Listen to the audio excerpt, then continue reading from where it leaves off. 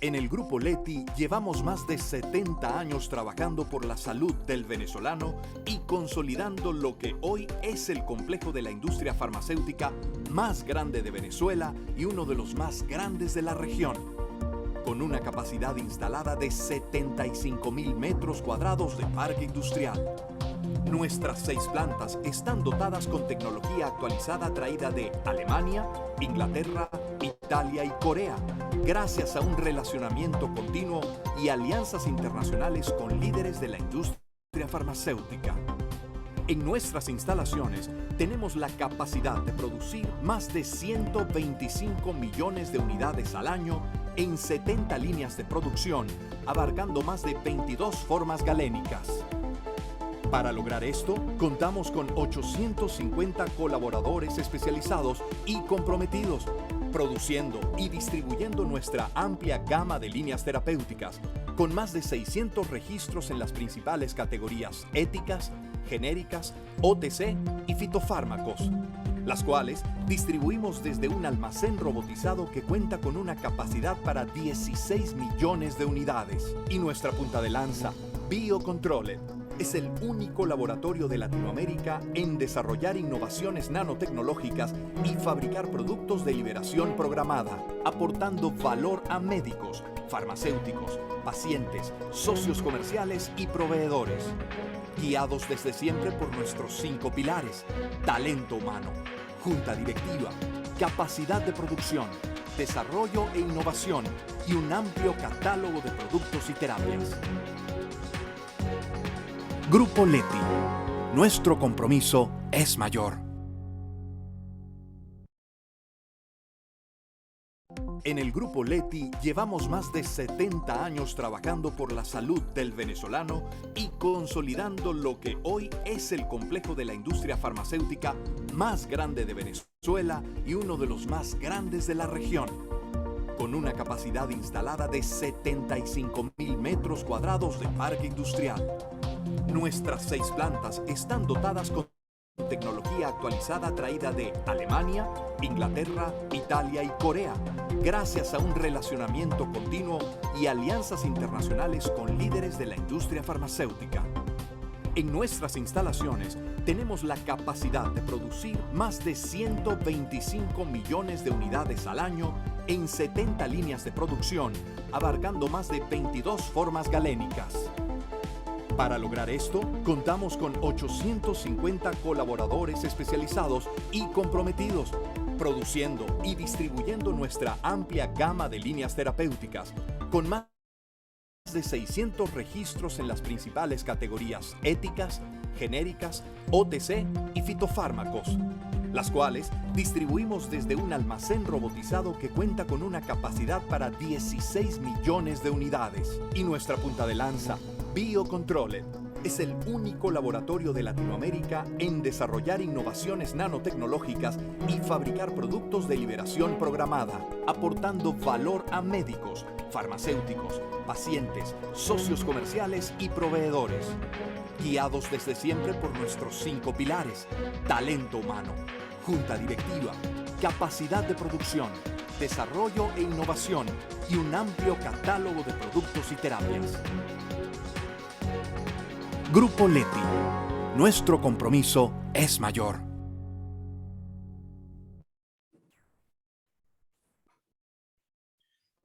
Muy buenas noches.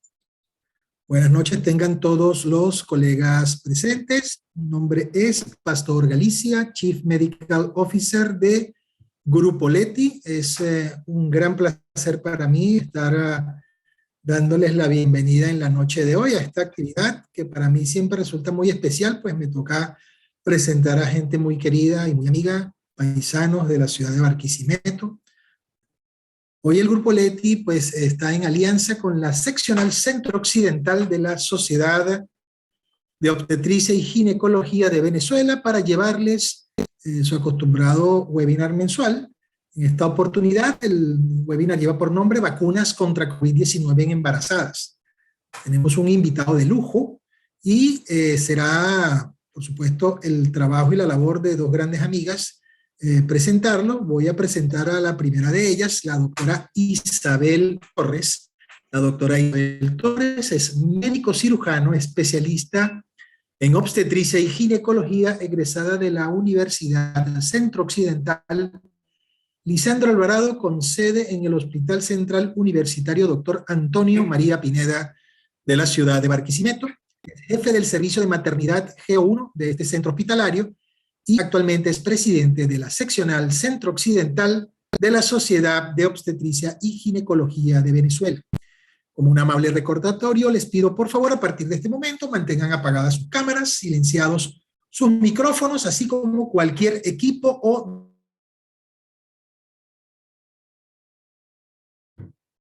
dispositivo electrónico que pueda causar interferencia con la continuidad de este evento. Realice, por favor, sus preguntas por medio del chat para iniciar con la discusión al finalizar la actividad y una vez más, agradecidos por su presencia acá en la noche de hoy. Los dejo entonces en la amable compañía de la amiga Isabel Torres. Isabel, los micrófonos son tuyos.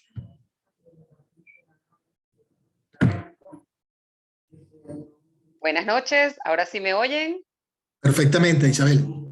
Muchas gracias, Pastor. Primeramente, agradecida nuevamente por estar aquí con ustedes, de la mano de Laboratorios Leti, siempre contando con su apoyo, con su ayuda en el momento de compartir la academia.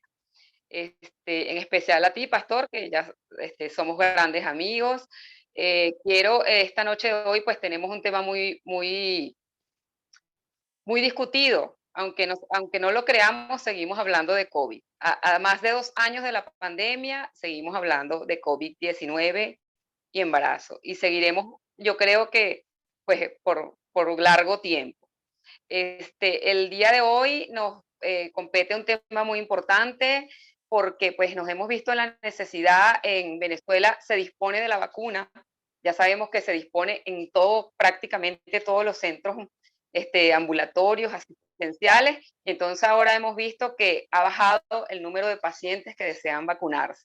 Es por eso que el día de hoy hemos querido traerles este tema, que es la vacuna del COVID-19 y el embarazo. Hoy los voy a dejar en compañía de la doctora Sofía Rivas. Yo como presidenta de la seccional Centro Occidental, pues quería darles la bienvenida, y la doctora Sofía Rivas continuará en la noche de hoy hablando en conjunto con el doctor Vigil, que nos va a destacar sobre el tema del día de hoy. La doctora Sofía Rivas pertenece también a la Sociedad de Obstetricia y Ginecología de Venezuela, seccional Centro Occidental.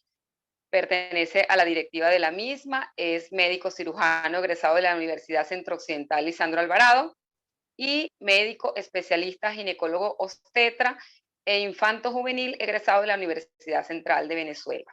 Con ustedes, la doctora Sofía Rivas. Doctora Rivas, por favor, los micrófonos son todos suyos para deleitarnos el día de hoy en conjunto y acompañando al doctor Vigil. Adelante, Sofía.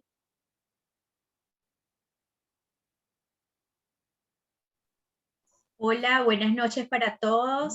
Es un placer para mí estar aquí en esta actividad científica el día de hoy. Tenemos un tema súper interesante porque todos conocemos lo que implica la mortalidad de la paciente embarazada con una infección por COVID-19. Esta noche agradecer al laboratorio, por supuesto, por su apoyo, y como parte de nuestras actividades científicas programadas por la seccional, tenemos un invitado de verdad, bueno, súper especial, el doctor Paulino Vigil de Gracia, siempre con su receptividad y amabilidad que nos va a ilustrar hoy sobre qué es lo último que se está hablando sobre embarazada y vacunación. Voy a compartir la pantalla para presentar al doctor.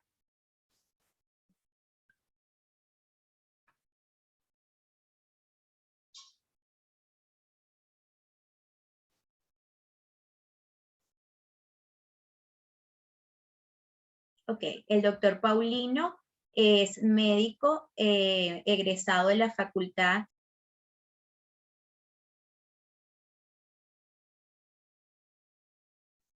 Se te apagó el micrófono, Sofía. Sí, vuelvo a comenzar, gracias, doctor. El doctor Paulino Vigil de Gracia es médico egresado de la Facultad de Medicina de la Universidad de Panamá, es médico especialista en ginecología y obstetricia, con su especialidad en medicina materno-fetal.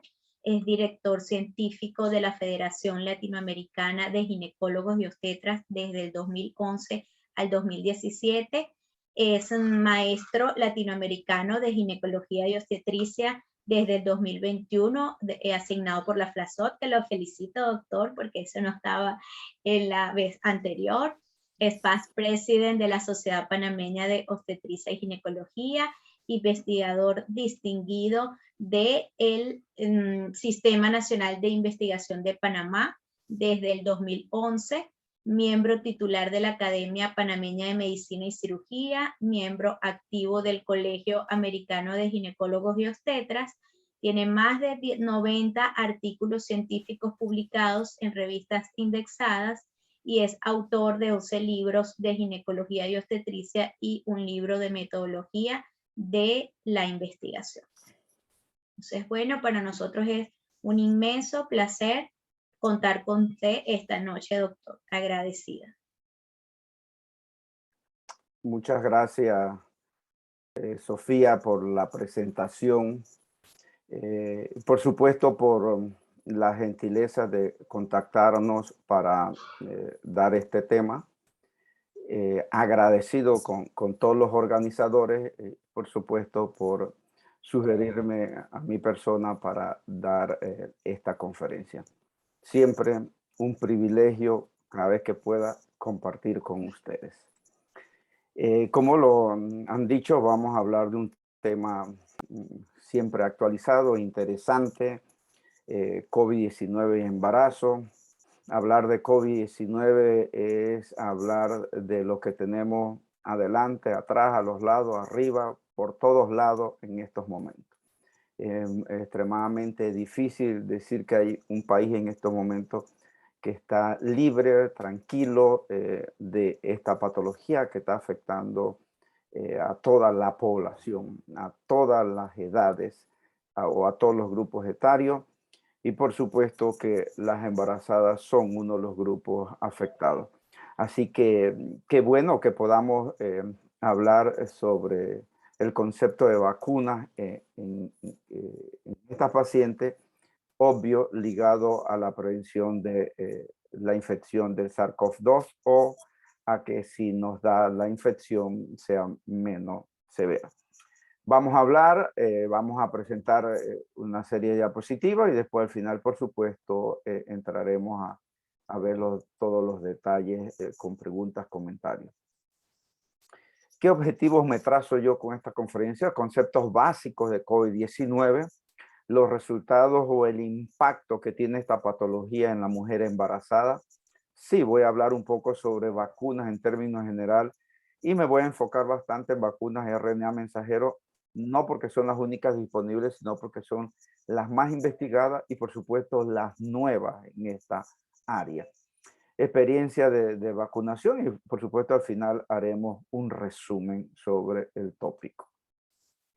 Hablar de SARS-CoV-2 es hablar de una infección que nos sorprendió al mundo desde diciembre de 2019 en Wuhan, específicamente Hubei, China.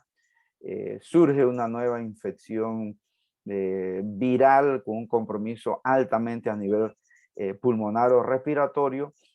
Semanas posteriores esta infección y la enfermedad generada por este virus se conoce como COVID-19, que es como todos lo identificamos. Entonces la enfermedad se llama COVID-19, el virus se llama SARS-CoV-2, que es un coronavirus, para ser específico en cuanto a los detalles. Entonces, si estoy hablando de COVID-19, estoy hablando de una enfermedad. Si estoy hablando de SARS-CoV-2, estoy hablando del virus que produce esa enfermedad. ¿Cuál es el riesgo de la infección para la mujer embarazada? En otras palabras, ¿la mujer embarazada es más susceptible a infectarse por el SARS-CoV-2, sí o no? La verdad es que no hay ningún estudio contundente en estos momentos que nos determine con certeza si la embarazada per se tiene más riesgo que alguien que tenga la misma edad y que no esté embarazada. Bastante controversia, es un tema que se sigue investigando, pero por supuesto que ahora vamos a ver el compromiso que generaría una paciente si estando embarazada adquiere esta infección. El otro concepto importante, y no podemos perder de vista a los ginecobstetras, es que desde el punto de vista de síntomas o manifestaciones clínicas de esta paciente hay una gran variación, pero tal vez lo más importante a resaltar es que un alto porcentaje de las embarazadas infectadas con SARS-CoV-2 son asintomáticas, es decir, no tienen ningún síntoma o se puede confundir con algunos síntomas ligados al embarazo. De hecho, si usted revisa una serie, otra serie, se va a encontrar que entre 40 y 80% de las mujeres embarazadas pueden cursar con la infección y no tener síntomas. Es decir, un porcentaje muy, muy alto si solo nos enfocáramos a determinar la enfermedad basada en síntomas.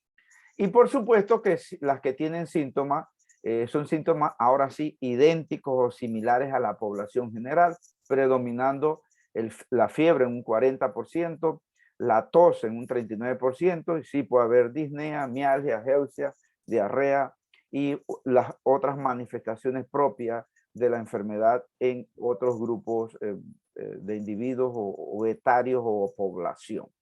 Entonces, rescatando esta diapositiva, no podemos perder de vista que un gran porcentaje de pacientes embarazadas están asintomáticas y tienen la enfermedad. Y probablemente la diapositiva que más impacta y también el estudio que nos impactó principalmente a todos los obstetras fue la publicación que hace CDC en Estados Unidos en noviembre, específicamente a principios de noviembre del año 2020, donde se da una recopilación de mujeres embarazadas y su afección por COVID-19. Hasta entonces eran grupos muy pequeños lo que se tenían, de cientos pacientes o menos de 100 pacientes en diferentes cortes. Y aquí, ¿qué hizo CDC? Primero, nos reporta los resultados de información que se fue recogiendo en Estados Unidos de 23,000 mujeres embarazadas con SARS-CoV-2 y las comparan con mujeres no embarazadas a la misma edad, es decir, mujeres con las mismas características, misma edad, embarazadas versus no embarazadas. Objetivo, determinar algunas variables importantes de impacto en la salud de la embarazada. Admisión, y este estudio nos prueba que la admisión a unidades de cuidados intensivos tiene 3 veces más, significativamente más riesgo en una mujer que le dé COVID-19 si está embarazada que una mujer que no esté embarazada. El otro aspecto importante es la posibilidad de ventilación mecánica, 2.9 veces más posible que una mujer embarazada con SARS-CoV-2 termine ventilada. Y aún más difícil, 1.7 veces más riesgo o posibilidad de que la paciente muera por SARS-CoV-2. Entonces estamos hablando de una tasa de mortalidad y complicaciones graves muy seria ligada al embarazo, porque esta relación no se ve en mujeres de la misma edad, mismas características, no embarazadas. Entonces aquí pueden comparar eso. Por lo tanto, a partir de ese momento, con esta evidencia, se cambia la alarma que se tenía o de los primeros casos reportados sobre el impacto de SARS-CoV-2 en la mujer embarazada.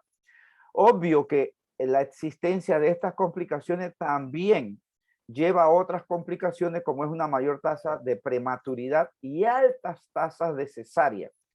Si recordamos los primeros reportes o cortes de embarazadas en China, hablaban de cesárea, de tasas entre 90 y 100% de cesárea inicialmente en esta población.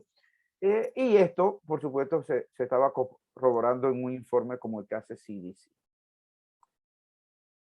Nosotros hicimos una publicación aquí en Panamá tratando de ver qué pasaba en Panamá en los primeros 6 meses de COVID-19 y también encontramos que los porcentajes de infectados coincidían mucho con lo que estaba pasando en el mundo entero desde el punto de vista de los síntomas, desde el punto de vista de la severidad, desde el punto de vista de la gravedad. Y, por ejemplo, en esta tabla nosotros reportamos en esa primera publicación que hicimos en Panamá, los primeros 253 casos de embarazadas que aparecieron en Panamá en los primeros 6 meses, se publicaron, y encontramos en esa serie una mortalidad de 1.6%. Hubo 4 muertes de esas 253 pacientes, lo cual coincidía con los reportes ya dados en otros estudios. Igualmente el porcentaje de admisión a unidades de cuidados intensivos, igualmente el porcentaje de pacientes con necesidad de ventilación. Y aquí, y esto se ha mantenido en casi todos los estudios, es que el 10% de las embarazadas termina en forma severa o grave. ¿Eso qué significa? De 10 mujeres embarazadas con SARS-CoV-2, una va a terminar en forma severa. Sí, el 90% va a evolucionar en forma leve a moderada, pero 1% en forma severa. Y esa forma severa, entonces ya vemos que muchas admisiones intensivas, mucha necesidad de ventilación mecánica y alto porcentaje de muerte. Ok, entonces no tenemos la menor duda del impacto de SARS-CoV-2 en la mujer embarazada. Por ende, tenemos que hacer algo para evitar esto. Algo que vaya más allá del simplemente aislamiento, del uso de mascarilla, del evitar la aglomeración, más allá de eso. Entonces, surgen lo de las vacunas, pero tenemos que tener algunos conceptos claros de las vacunas. La inmunidad adquirida en el ser humano, y esto en términos general puede ser una inmunidad pasiva o puede ser una inmunidad activa. Explico rápidamente esto para que nos ubiquemos con las vacunas. Una inmunidad pasiva, por ejemplo, es la inmunidad que le produce mamá a los bebés. Simplemente mamá adquiere una infección y se genera los anticuerpos y se los pasa por cordón umbilical o por leche materna a los bebés. Esto es una inmunidad pasiva. Pero también puede haber natural, por supuesto. Puede haber una inmunidad pasiva artificial y es el ejemplo, el uso de las inmunoglobulinas. Sin embargo, hay otra inmunidad y es donde me quiero enfocar en la inmunidad activa. ¿Y qué significa inmunidad activa? Natural, que te infectas, ¿sí? Entonces, con la mujer embarazada, infecta y sí, va a adquirir una inmunidad que en estos momentos va a variar mucho la duración de esa inmunidad, pero es una inmunidad producto de la infección. Ahora, ¿qué pasa? Esta embarazada se infecta y ya vimos que hay un 10% de riesgo severo y cerca de 1 a 2% de muerte. Entonces, difícil aceptar que la inmunidad natural es la que nos va a resolver las cosas en las mujeres embarazadas.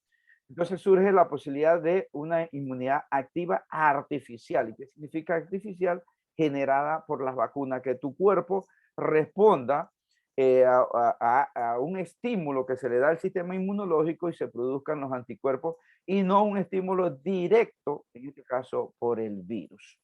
Entonces, me estaré refiriendo a este tipo de inmunidad adquirida, activa, artificial a través de las vacunas. ¿Qué debemos tenerlos, sobre todo los ginecobstetras, muy claros desde el punto de vista de vacunación? Hablemos de que la vacunación en la mujer embarazada son seguras y son de virus muertos, bacterias muertas o toxoides. Esto se ha probado contundentemente que son seguras en la mujer embarazada. Entonces, si yo tengo un virus muerto o inactivo o bacteria o parte de bacterias inactivas o toxoides, esas vacunas se pueden y se han usado y se están usando en el embarazo sin ningún problema. No hay evidencia de riesgo fetal o materno. ¿Dónde estaría el problema? Está usando un virus, una bacteria parcialmente inestable, pero que se mantenga todavía con una capacidad de reproducción o de generar infección. Y es a lo que hablamos que no es de virus inactivados totalmente, sino que virus que están parcialmente vivos. Eso no se puede usar en la mujer embarazada o bacteria. Entonces, este tipo de vacuna inactivada por gérmenes, ya sea virales o bacterianas, son extremadamente seguras en el embarazo.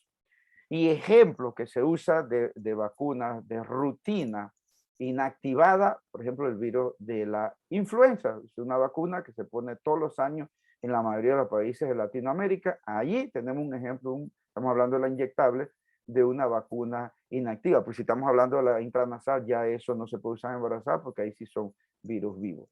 Y hablando de toxoides, la más conocida, la TDAP, que se usa con extremada frecuencia también en la segunda mitad del embarazo para evitar la infección por la bacteria de la tosferina. la bacteria pertussis, de la pertussis. Muy bien. Entonces, nosotros podemos decir que es un mito todavía que se mantiene en parte de la población desconocedora de esto sobre el riesgo de vacunar a embarazadas. Pero aún más triste es que esto puede ser por la población, pero que médicos y que ginecobstetras estimulen, aconsejen, orienten a las embarazadas a no vacunarse, no tiene ningún sentido. Es desconocer en propiedad lo que estamos hablando, lo que estamos diciendo sobre vacunas que son seguras y que generan alto impacto y beneficio en la mamá y en los bebés, porque podríamos hablar de influenza. ¿Qué evitamos con la influenza? Que la mamá se infecte, que haya parto prematuro, que haya restricción, que haya complicación, que se muera esa mamá, pero además sabemos que esta influenza, esta vacuna genera anticuerpos que son pasados por el cordón umbilical al bebé y protege en cerca de un 40-50% en los primeros 6 meses a que el bebé se infecte por influenza. Entonces tenemos dos beneficios ahí que no lo podemos esconder. Y lo otro, sí, si aplicamos la TDAP, este toxoide para evitar la tosferina, aquí es dirigido específicamente a que mamá genere estos anticuerpos, se los pase al bebé y evitar que el bebé adquiera tosferina. Necesito hablar un poco de vacunas nuevas y usadas en obstetricia RNA mensajero, aunque no la estén usando directamente ustedes, saben e indirectamente deben conocer y posiblemente pronto todos tener la posibilidad de usar este tipo de vacuna. Entonces, hay mucha especulación y yo diría mucho invento con respecto a la vacuna de RNA mensajero. ¿Por qué? Porque se ha dicho por ahí, es que esto llega al núcleo y altera en el núcleo y da un mensaje directo en el núcleo. Eso es de la célula. Eso es totalmente falso. ¿Por qué? Porque lo que hay, ya sea en la vacuna Pfizer, BioNTech o en la vacuna Moderna, es otra cosa. Sí, en unas partículas de grasa, que es donde se acomoda, hay un código. ¿Qué código?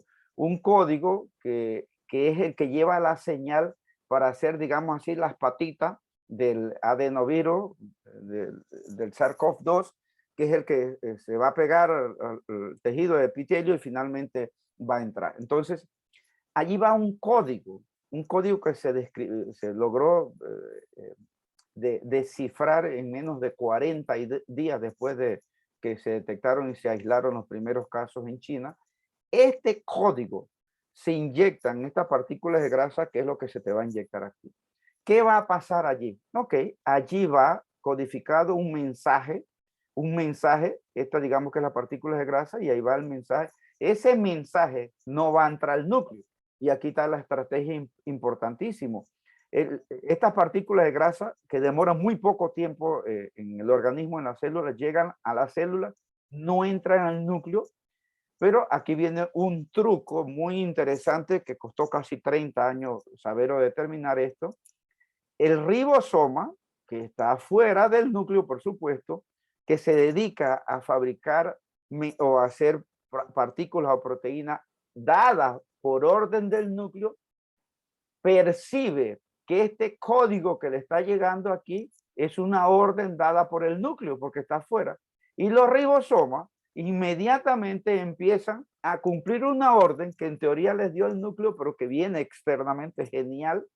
Y la orden es que haga estas partículas de proteína que son similares a las patitas de donde se adhiere, se enclava, para usar un término popular, el virus.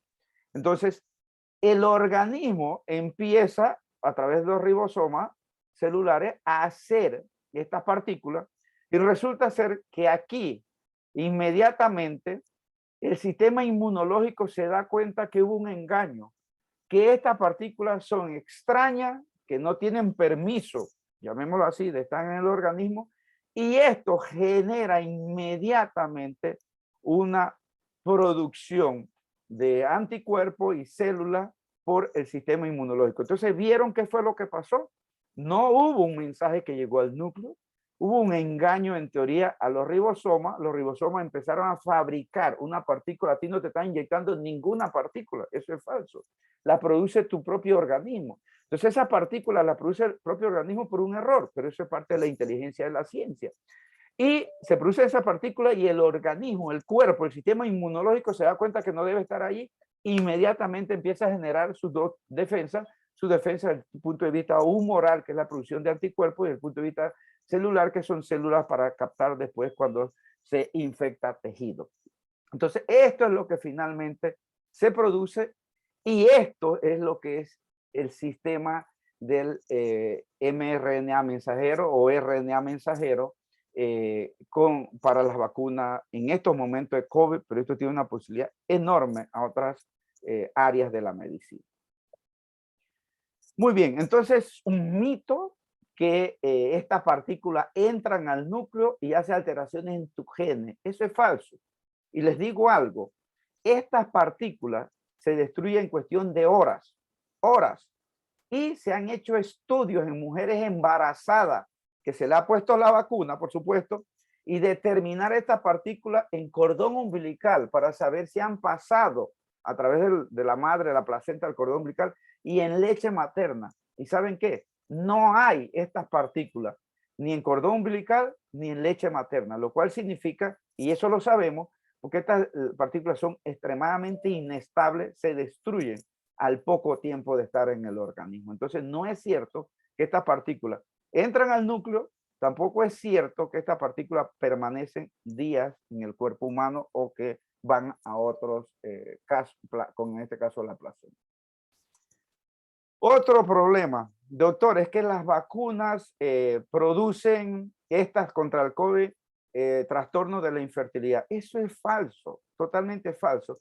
Y vamos a remitirnos a los primeros estudios, los estudios originales, donde entraban, saben ustedes que no se incluyeron, error, y que ha sido bien criticado a mujeres embarazadas, si conocíamos la propiedad de este tipo de partículas, ¿por qué proscribirlas de iniciar a los estudios controlables y autorizados? Pero entraron muchas mujeres en edad reproductiva, entonces en teoría que no estuviesen embarazadas.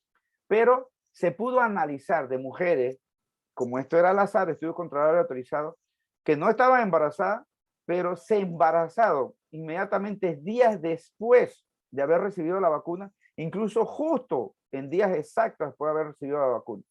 ¿Qué pasó?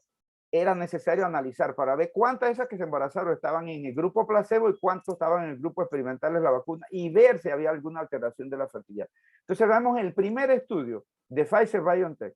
¿Cuántas pacientes en el grupo control se embarazaron? Que en teoría no debían ser embarazadas porque era parte de la regla del juego, 12 pacientes. Y en el grupo vacunado se embarazaron 11 pacientes. Ya de entrada, a pesar que se le estaba diciendo a los pacientes que no se embarazaron, ustedes pueden ver que no hay una diferencia. Grupo control, grupo vacunado, se embarazó. Misma cantidad de pacientes cuando se le estaba diciendo que no se embarazara, de 18,000, 18,000. La vacuna Moderna, que tiene una cantidad mucho más alta de partículas para la creación de las espículas, se embarazaron 7 en el grupo control y 6 en el grupo de la vacuna. No hubo diferencia significativa en la cantidad de mujeres que se embarazaron sin saber si estaban en el grupo placebo o en el grupo experimental. Y AstraZeneca, que es otra particularidad, aquí se usa un adenovirus, que es como la cápsula, pero adentro de ese adenovirus también van este código, estas partículas. Simplemente aquí el estímulo es doble, por eso es que la mujer embarazada también es extremadamente seguro, porque es una parte del virus, no va un virus. Estoy hablando en el caso de adenovirus con respecto a la vacuna AstraZeneca. Y si usted me pregunta ahorita, las vacunas chinas, todas estas vacunas rusas, son de partes o virus inactivados, que los conocemos los tetra, insisto, desde la influenza con muchas décadas atrás y que vacunamos mujeres embarazadas. Entonces en AstraZeneca, igual, grupo control, grupo con vacuna, se vacunó, embarazó el mismo porcentaje de mujeres. ¿Qué yo puedo decir o qué podemos decir de esta gráfica entonces? Que no es cierto que porque recibiste una vacuna tienes trastorno de infertilidad. Ustedes van a ver ahora que hay miles de pacientes que se han embarazado acerca de haber recibido la vacuna y no pasa absolutamente nada. Entonces esto es un mito también que no tiene ningún sentido. Y el mito es vacunar en enfermedad reproductiva produce infertilidad. Eso es falso, contundentemente falso. Ni con las vacunas nuevas ni con las vacunas antiguas. Y lo otro es, bien, doctor, yo no quiero vacunar a una mujer embarazada, pero sí la voy a vacunar en el puerperio. Si yo vacuno a una mujer en el puerperio que está dando pecho, estos anticuerpos, estos antígenos que produce mamá, atraviesan la leche materna. Esos estudios se han hecho y contundentemente la respuesta es sí. Pero veamos, vacunamos a la mujer puérpera, ¿sí? Que está lactando. Se vacuna y ya nosotros podemos observar que a las 3 semanas, después de haberse vacunado, la mujer empieza a producir anticuerpos IgA, que los detectamos en la leche materna. Pero observamos que desde luego a las 3 semanas, cuarta, quinta, sexta semana, ya hay a nivel de la leche materna que esto va a llegar al bebé IgG, que son los anticuerpos que estamos buscando para evitar infección en el bebé. Entonces, ¿qué significa esto? Fácil. Si estoy vacunando a mamá y ahorita me quedo en el puerperio, en la lactancia, esto lleva a una producción de anticuerpos que son pasados por la madre, por la leche, a los bebés y que en teoría lo están protegiendo de esa infección mientras están dando pecho, evidentemente porque aquí el paso es directo del anticuerpo, como ocurre con otras enfermedades. Lo curioso aquí es que se determinan 3 semanas después. Lo sabemos, lo deben saber ustedes muy bien. Si usted se vacuna, y sobre todo con las vacunas de RNA mensajero, cerca de los 12 días, usted empieza a producir títulos de anticuerpos sorprendentemente altos comparados con los que reciben los placebos. Esto se da similar un poquito más de días con la vacuna de virus inactivado que se usa más en Sudamérica y que entendemos que están usando sobre todo en Venezuela. Demora un par de días más, pero igual se da el mismo fenómeno. Entonces ya desde los 12 días de haberme puesto la primera vacuna, yo entro a producir anticuerpos. Por eso cuidado, no es que me vacuné hoy y ya mañana feliz porque tengo la vacuna. No, tu cuerpo, tu sistema inmunológico se va activando y va a producir anticuerpos hasta que se considera que ya 2 a 4 semanas después hay una gran titulación de anticuerpos que ahora sí empezaría a generar una protección contra la infección. Conclusión de esta diapositiva, si vacuno a madre en estado puerperal o después de haber tenido a su bebé que está dando pecho, también 3 semanas después de esa vacunación voy a lograr anticuerpos a nivel de la leche materna que van a ser ingeridos por el bebé. Y aquí otro estudio ahora, esto es de los primeros estudios, porque ahora es estudio mucho más grande, pero tenemos que ver cómo inició esto. Lo otro era, vacuna a mamá, ahora sí la mujer está embarazada. ¿Qué pasa con la producción de anticuerpos y que atraviesen cordón umbilical placenta? Lo primero que todos debemos saber es que la producción de inmunoglobulina IgM, eso es una molécula muy grande y no atraviesa la placenta. Entonces lo que yo espero es que vacuno a mamá y sí va a tener IgM, pero no debo encontrar IgM a nivel fetal. Eso no puede ser porque por donde atravesó, es imposible. ¿Ok? Entonces aquí se analizó en este primer estudio con 27 pacientes embarazadas qué tanta producción de anticuerpos había y como ya les mostré, IgM no se encontró a nivel fetal.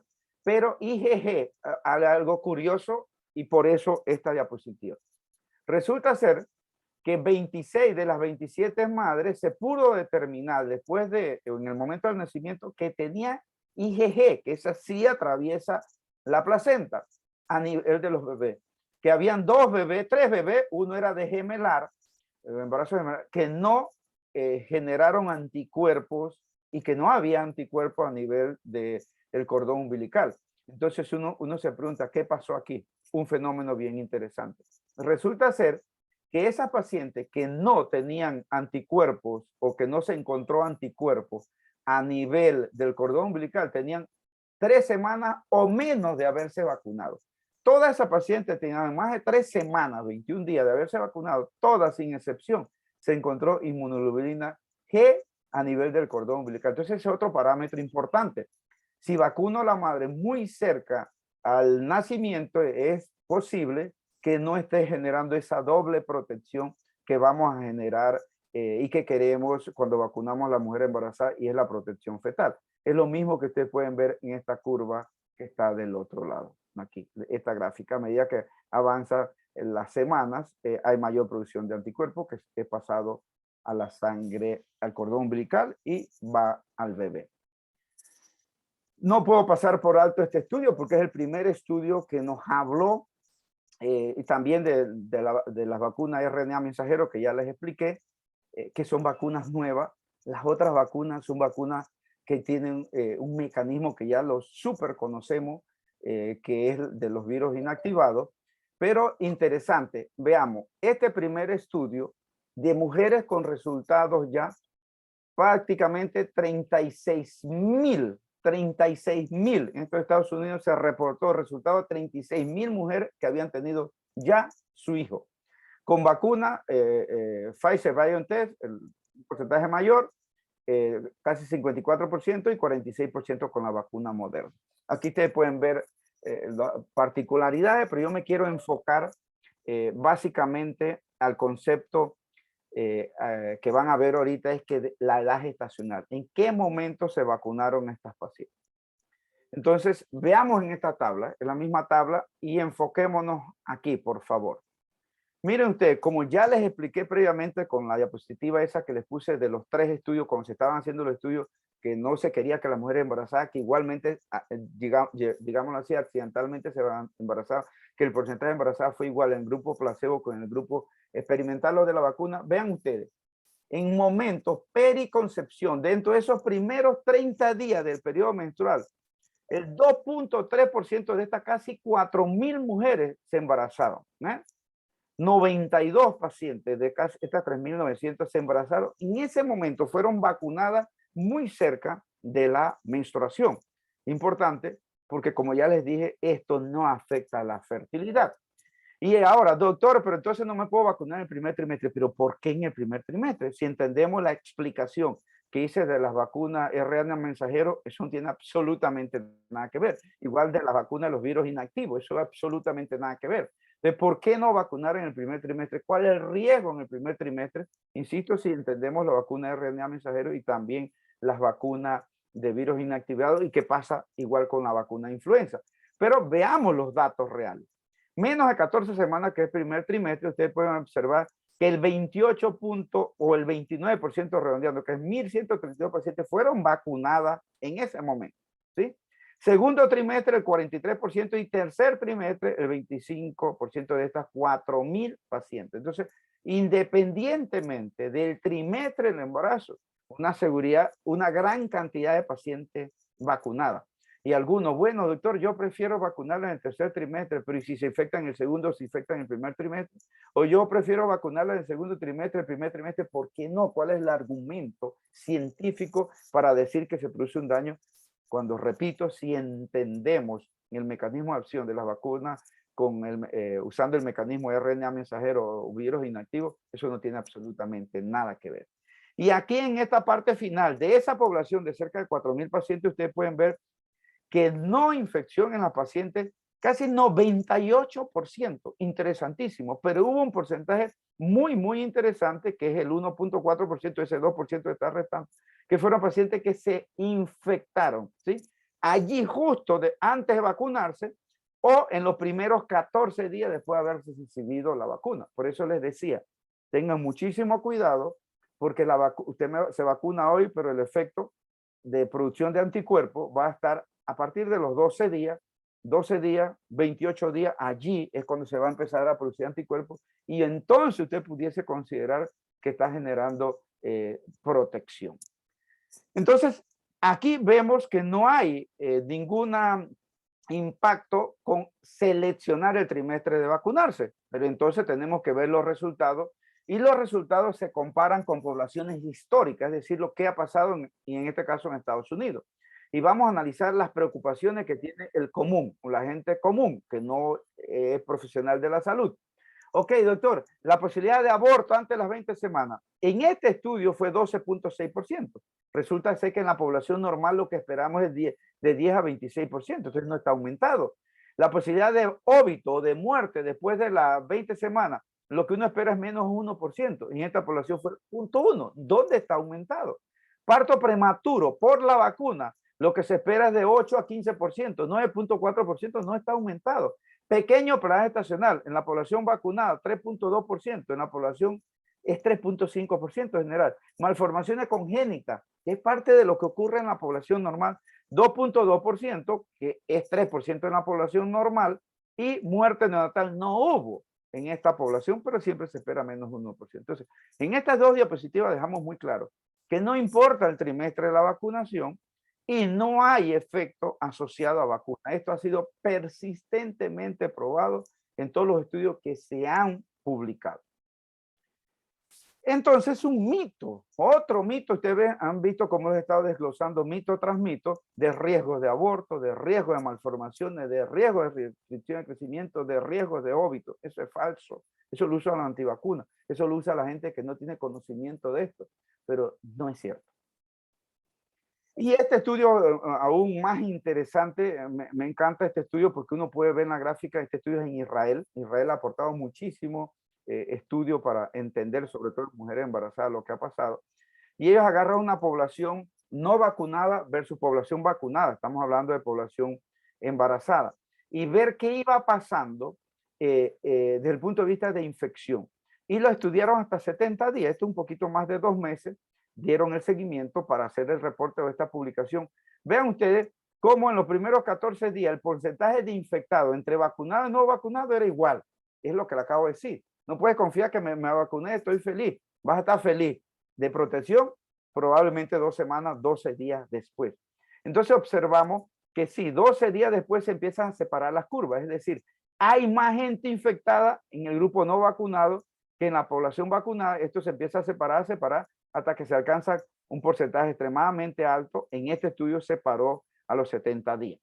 Hoy día, y esto es en conocimiento general, deben ustedes saberlo, deben estar claros, población general, no solo mujeres embarazadas, que la protección por las vacunas, por lo menos en el primer año de vacuna, con una dosis te está protegiendo 4 a 6 meses. No es que te está protegiendo, los anticuerpos empiezan a caer y disminuyen el nivel de protección para infección, pero se activa o se mantiene la inmunidad celular. Recuerden que expliqué esto al principio.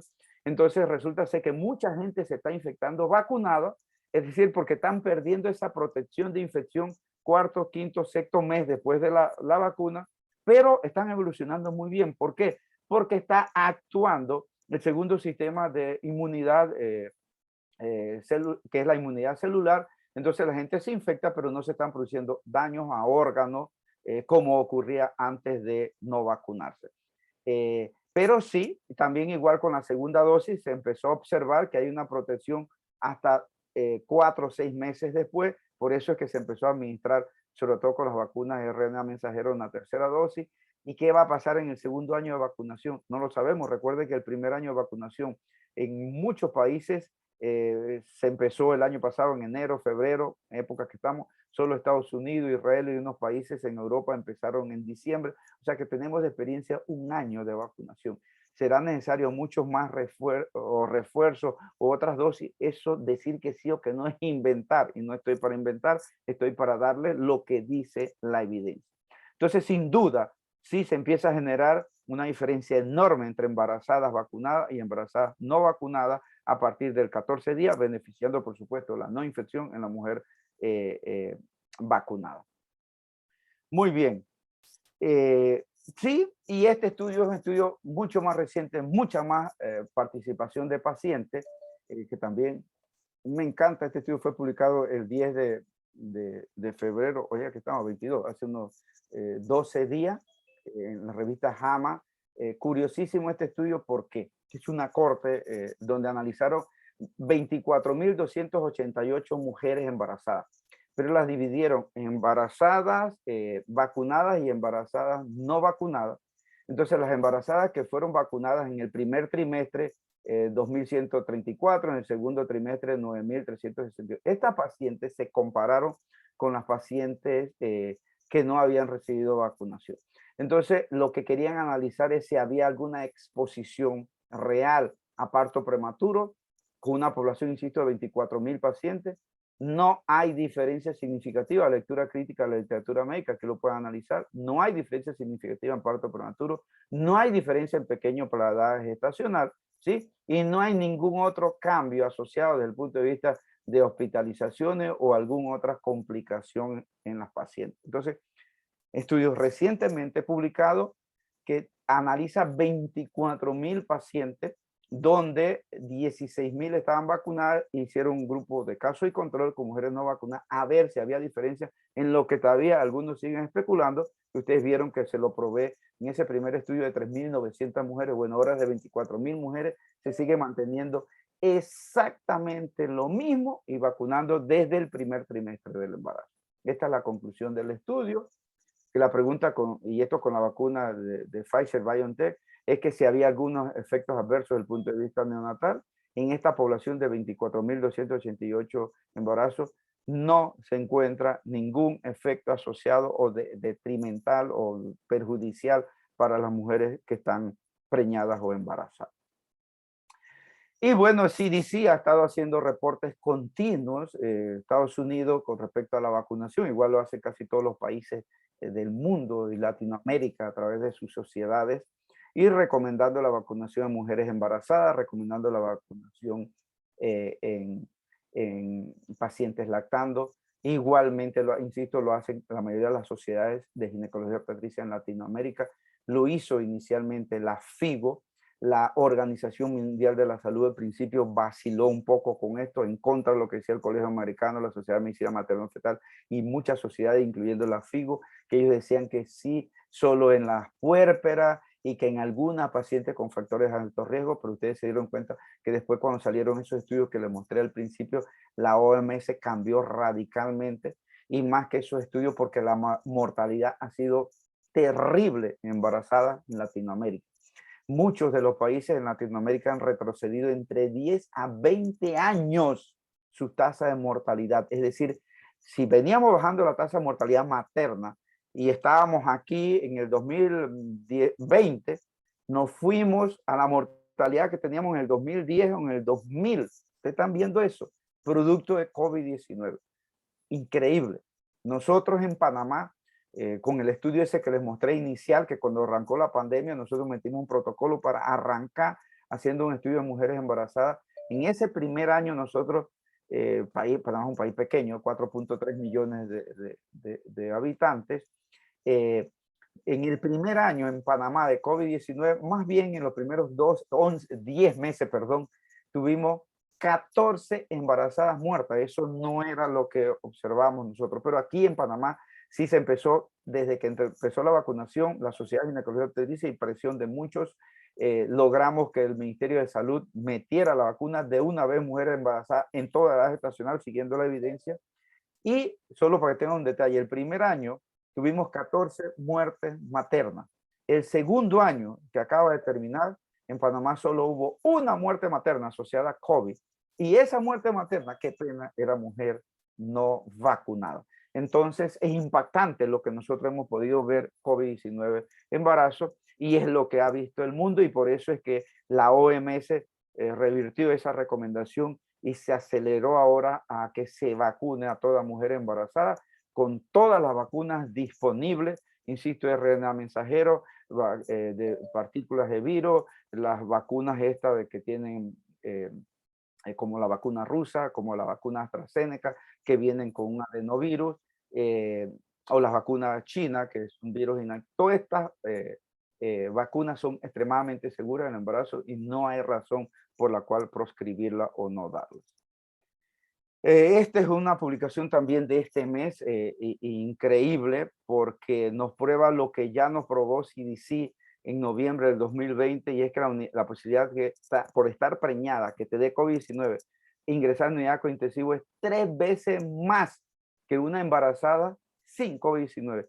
2.9 veces más que ingreses intensivo, 2.4 veces más que tengas necesidad de usar una oxigenación extracorpórea, y la mortalidad sigue siendo 1.7 veces más. ¿Recuerdan la gráfica de CDC? Idéntico. Y esto es de este mes, publicado también en el American Journal of Obstetrics and Gynecology. Entonces, contundente el daño que puede existir una mujer embarazada si se infecta por COVID-19, ¿sí? Razón por la cual tenemos que generar una estrategia, es lo que hemos estado hablando, vacunación.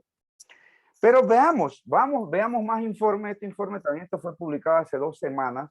Un estudio para mí interesantísimo en Scotland, Escocia. Y veamos este estudio sobre mujeres infectadas con COVID-19, vacunadas y no vacunadas.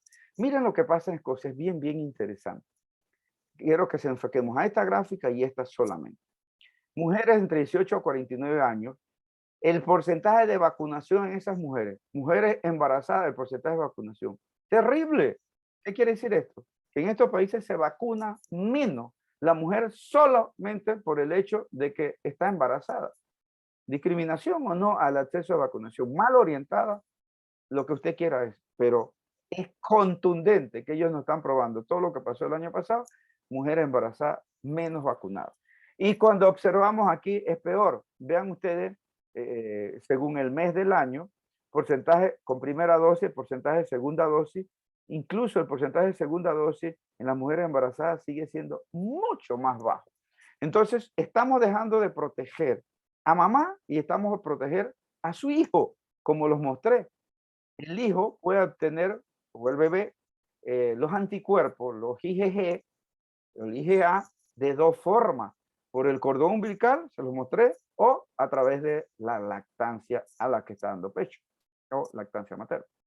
Y esto es el mismo estudio, y pueden observar entonces aquí, simplemente para describirlo, pacientes infectadas. Si ustedes observan, infectadas embarazadas, no vacunadas, parcialmente vacunadas o fullmente infectadas nada más. Increíble la cantidad de mujeres infectadas, embarazadas, por no estar vacunadas. Si vemos hospitalización, que necesitaron ingresar a un hospital, vean ustedes, la mayoría siguen siendo no vacunadas. Pocas pacientes fullmente o completamente vacunadas. Y si vemos ahora sí, ingreso a unidad de cuidados intensivos y de allí la mortalidad, vean ustedes, casi todas las pacientes son pacientes que no están vacunadas. Entonces la posibilidad de ingresar a un intensivo de una paciente vacunada parcialmente o completamente es mínima. Y pueden ocurrir porque puede haber otra enfermedad. Entonces, contundente el efecto de la vacuna en la protección de adquirir la infección, 1, y 2, la gravedad que genera esta patología que es COVID-19 producida por el virus SARS-CoV-2. Ya les comenté parte, pero en Panamá en estos momentos llevamos ya un poco más de 50,000 mujeres embarazadas y puérperas vacunadas. Aquí en Panamá se usa Pfizer-BioNTech. Al principio se usó AstraZeneca en población joven, pero posteriormente ya cuando llegaron suficientes cargas se usa Pfizer en toda la población. Y en la mujer embarazada, aquí se empezó a vacunar en Panamá a final de enero del año pasado. La primera cantidad de vacuna llegó en febrero y el 3 de marzo empezamos la vacunación en mujeres embarazadas, puérperas embarazadas, independientemente de la edad gestacional. Entonces, ya se los dije, se los repito, vacunando a una persona inmunizas a 2 seres humanos. Traté de ser contundente en esto. Protege a esta madre de que tenga una patología severa, que es el 10%, de que ingrese a una unidad de cuidado intensivo, que requiera ventilación mecánica y de que muera, que es significativamente alta comparado con otros grupos. Pero no solo eso, sino que protege al bebé, porque si la vacunaste antes de embarazarse, le estás produciendo generación de anticuerpos. Acaba de salir un paper que prueba que incluso 6 meses después detectamos cerca del 60% de anticuerpos a nivel de este bebé. Y también les probé cómo a nivel de leche materna se produce anticuerpos. Entonces, por eso, posiblemente, ustedes ven que estas pacientes, estos bebés de estas madres evolucionan muy, muy bien. Jóvenes, enfocándome en la parte de resumen, unos comentarios aquí. El riesgo de infección parece ser mayor en las mujeres embarazadas, como les dije al principio, pero esto es algo controversial. No hay una evidencia sólida para respaldarlo. La mayoría de los pacientes, se los mostré en una tabla allí, son asintomáticos, por eso mucho cuidado, porque no solo pensemos en parto, pensemos en cesárea, hacemos consultas, hacemos ecografía, hacemos procedimientos especiales en esta paciente y en todos lados puede llegar una paciente con COVID-19 asintomática, siendo la mayoría de ellas asintomáticas. La cesárea sigue siendo el porcentaje muy alto, al principio les dije que era entre un 90 a 100% cuando los primeros reportes en China. Hoy día hay bastantes series de casos que hablan entre un 40 a 60% de tasas de cesárea. Ha bajado, pero sigue siendo muy alto. Y se aumenta la prematuridad más por la inducción médica. Usualmente cuando el COVID-19 se diagnostica en el tercer trimestre del embarazo, los medios médicos tienden a interrumpir el embarazo, entonces esto genera mayor prematuridad. Hay mayor admisión en unidad de cuidados intensivos, ventilación mecánica y muerte materna. Han sido tratado de ser gráfico con 2 diapositivas de esto. No hay evidencia de riesgos por vacunas contra COVID-19 a las embarazadas. Hay gran experiencia con RNA mensajero. No es que no las haya con las otras, lo que pasa es que ya esas experiencias las teníamos, por ejemplo, con influenza previamente. Se debe vacunar a toda embarazada en cualquier trimestre del embarazo. No hay evidencia de daño, excepto especulaciones, excepto videos malintencionadas hechas por gente malévola para ir en contra de la vacuna y más en las mujeres embarazadas. Por supuesto que hay que explicarle los riesgos de COVID a la mujer embarazada para que entienda esto, los efectos de la vacuna y los beneficios a mamá y bebé de lo que es COVID-19. Siempre termino con un mensajito, no es la excepción. Si quieres predecir el futuro, tienes que conocer el pasado. ¿Y cómo conocemos el pasado? La lectura, la lectura, la lectura y más bien o muy bien la lectura crítica de la literatura médica, porque se publica muchísima basura, muchísima basura. Y usted no puede estar leyendo basura y metiendo información incorrecta. Entonces, no solo es leer, sino leer, interpretar, analizar correctamente, y para eso se requiere conocimiento de la lectura crítica y ser espléndido a la hora de hacer un análisis y una conclusión. Sí, por supuesto, siempre dejo allí, me pueden seguir en las redes, Facebook, con mi nombre, Instagram, Dr. Vigil de Gracia, correo, tengo un canal de YouTube también, y Twitter, que es la red donde me mantengo más activo, dando información sobre COVID-19 en mujeres embarazadas. Nuevamente, Sofía, un privilegio, a todos los que asistentes, un privilegio compartir con ustedes, y bienvenido a los comentarios finales.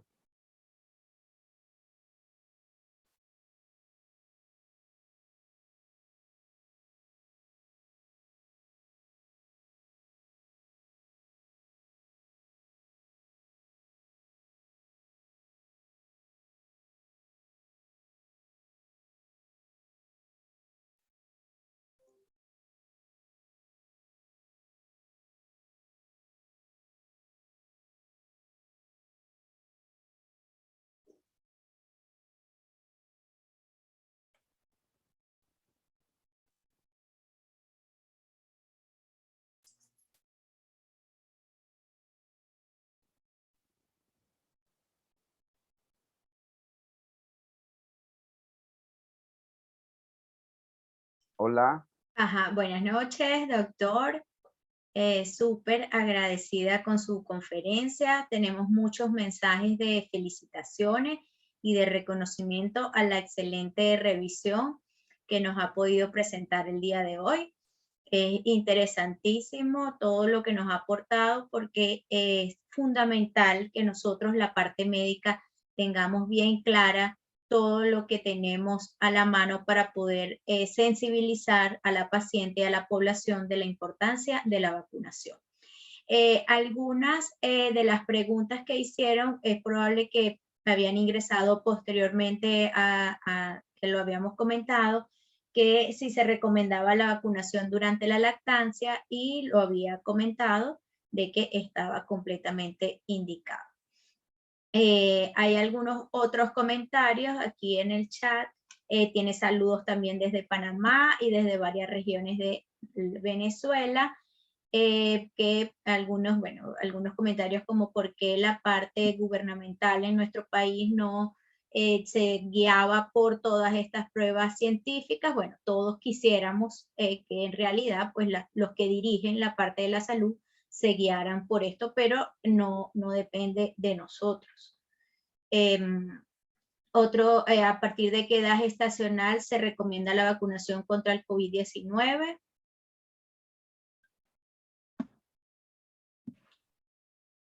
escucha, doctor. Ajá, sí, lo de la edad Ajá, gestacional, bueno, creo que quedó fui, claro. fui espléndido en decir que no hay ni una sola justificación para no vacunar en el primer trimestre o en cualquier momento o en el área periconcepcional. ¿Estás buscando embarazo? ¿Te puedes vacunar? Sí, con todas las vacunas disponibles hoy día, sea RNA mensajero, sea vacunas que van embebidas en el adenovirus, o sea la vacuna del virus inactivo, la vacuna china. Todas estas vacunas se pueden usar en cualquier trimestre de embarazo, repito, incluso periconcepcional. No hay evidencia, que es lo que traté de explicarles en las diapositivas, de algún efecto reconocido hoy día, con miles de pacientes estudiadas y analizadas en diferentes poblaciones. Sí, en efecto, en la recomendación que elaboró la Sociedad de Obstetricia con respecto a vacunación contra el COVID-19, consideran que lo debemos insistir en la consulta preconcepcional sobre la vacunación. Hay otra pregunta que menciona que cuál es la recomendación de indicación de otras vacunas, ejemplos de hepatitis B, en relación al tiempo entre una vacuna y otra. Sí, muy buena pregunta.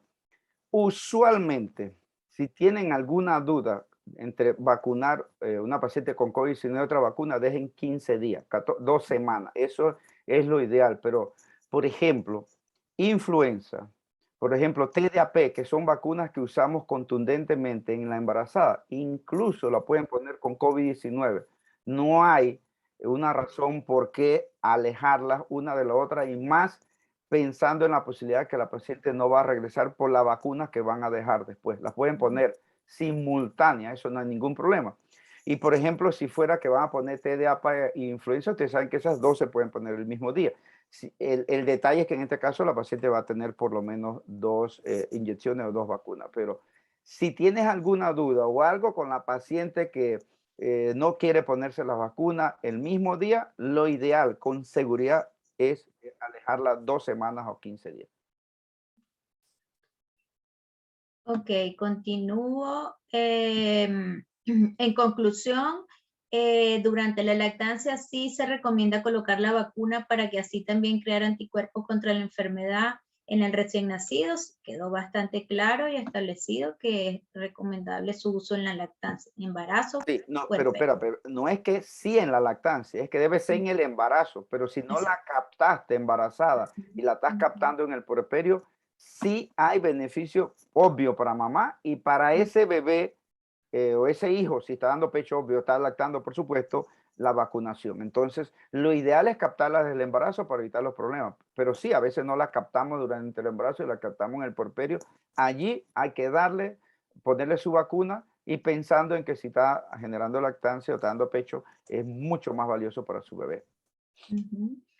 Bueno, doctor, le reitero que muchas felicitaciones, muchos saludos, un gran abrazo y saludos a todos los panameños, doctora Ludy López desde Valencia, Venezuela, y en realidad pues muchos mensajes de felicitaciones por su excelente conferencia.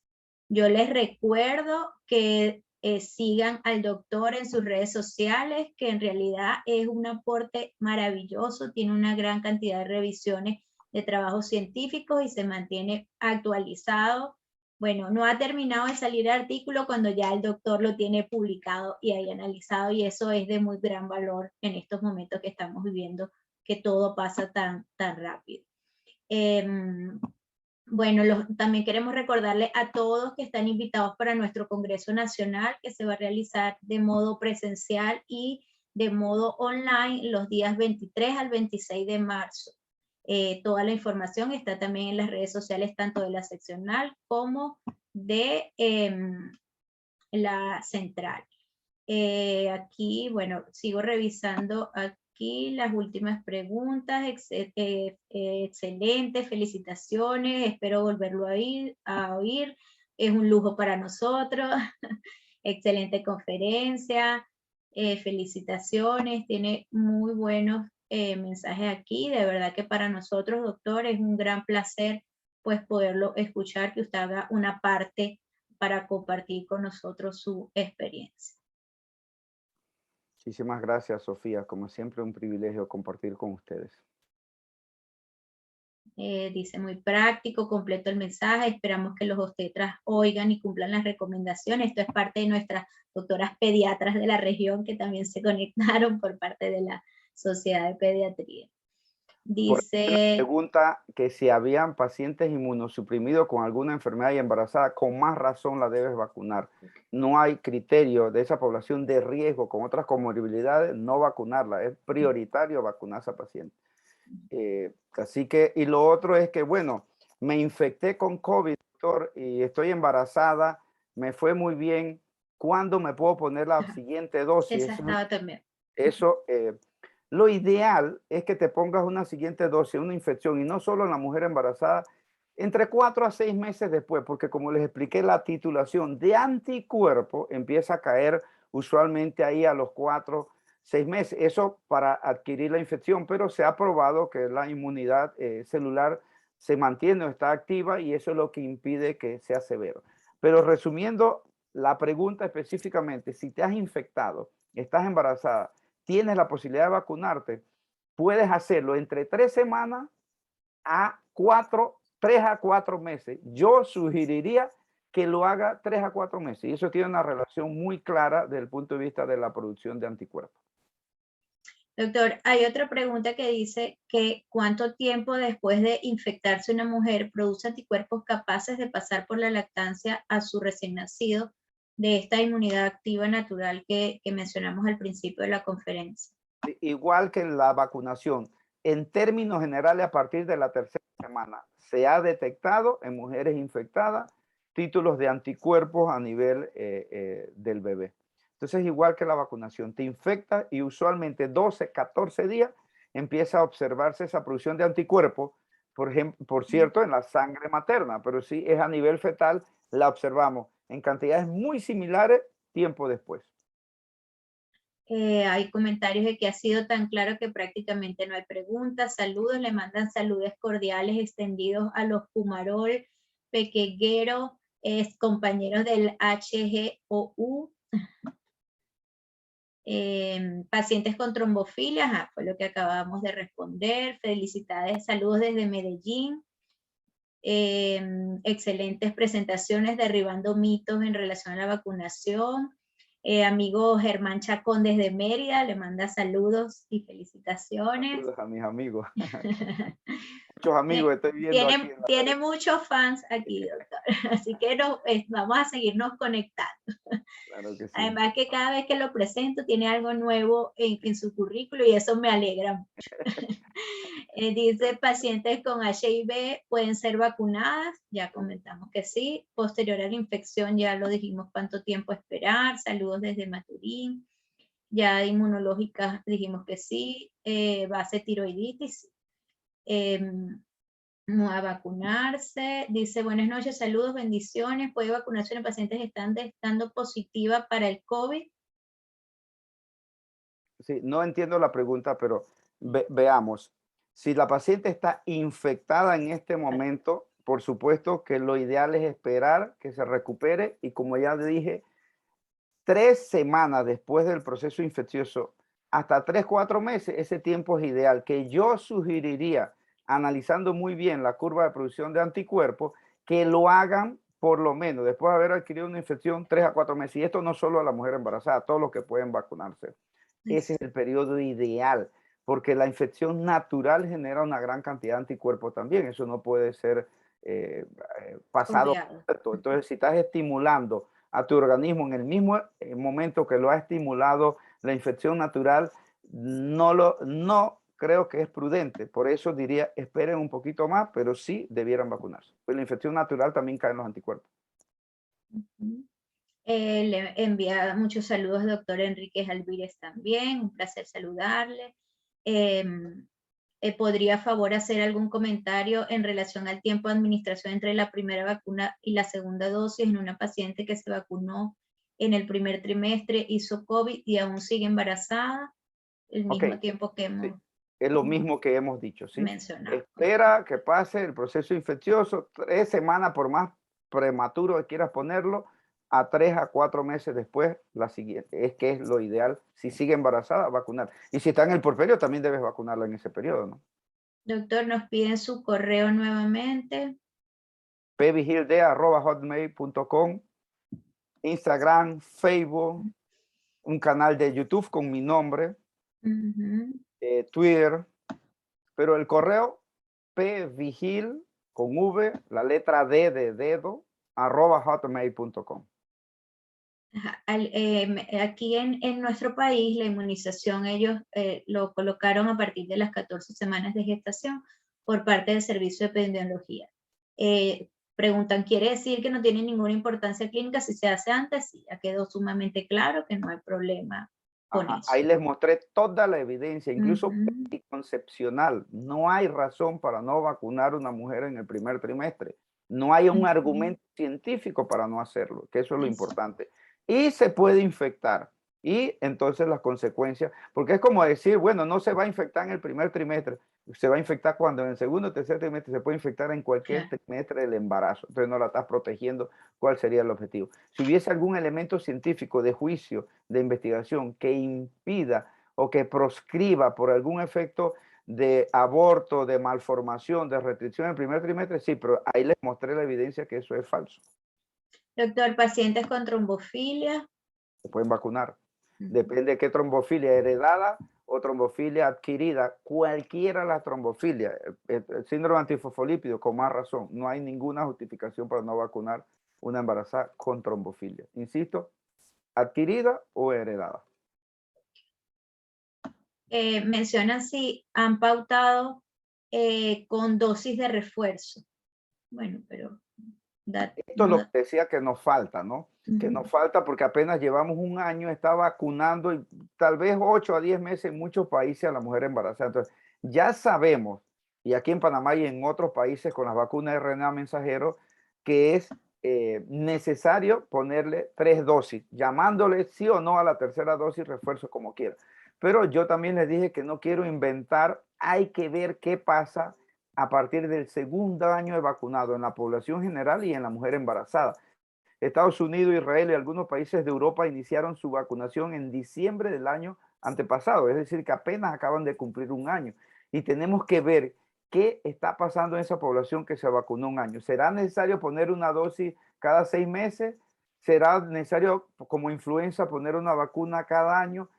Adelantarnos a eso es especular. Por el momento, es necesario, al menos con la vacuna de RNA mensajero, poner 2 a 3 dosis. Aquí en Panamá se está poniendo, se inició antes de ayer, en pacientes inmunocomprometidos, como ya lo hizo Israel, Estados Unidos, algunos países en Europa, a esa población específica, pacientes con HIV, SIDA, con cáncer, con enfermedad terminal, ponerles allí una vacuna que sea la 4ª dosis, para evitar que se infecten, porque definitivamente la infección en estos pacientes acelera la terminación de su vida por la enfermedad que tienen, y eso es lo que se quiere evitar. Entonces, es exclusivamente, detallito, a esa población una 4ª dosis.